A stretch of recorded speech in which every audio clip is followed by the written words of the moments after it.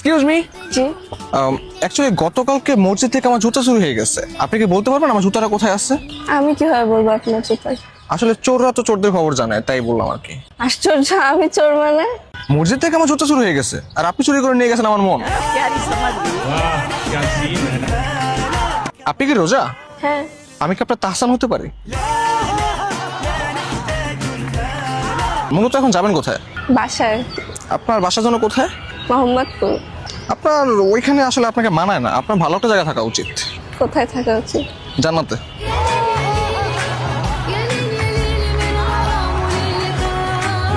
ঈদের বাকি আছে এখনো প্রায় 10 দিন, কিন্তু আমার মনে হচ্ছে ঈদ আজকেই চলে আসছে। কিভাবে? কারণ তোমার চোখে আমি ঈদের চাঁদ দেখতে পাচ্ছি।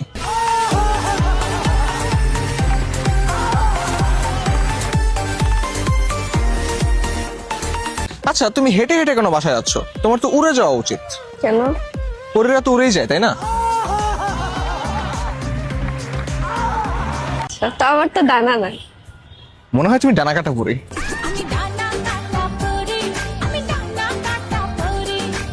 আমার ছোটবেলা থেকে স্বপ্ন ছিল যে আমি একটা পরীর মতো মেয়েকে বিয়ে করবো। আমার মনে হচ্ছে পরীকে আমি পেয়ে গেছি। এখন তো রমজান মাস, তোমাকে ওড়নাতেই সুন্দর লাগে। ওড়নাটা একটু ঠিক করে দিই। একদম পরী ভাই।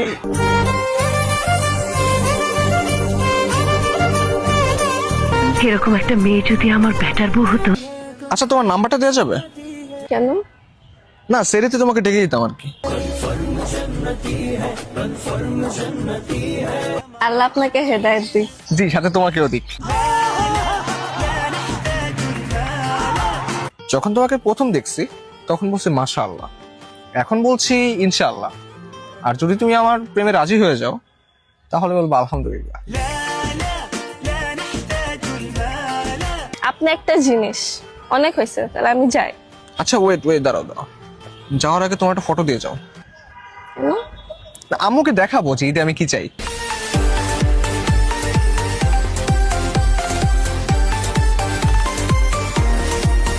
আবারও? তোমাকে দেখলে আমার প্রশংসা আসলে থামছে না, আমি কি করবো বলো? হ্যাঁ, একটা কথা বলি। হ্যাঁ বলো।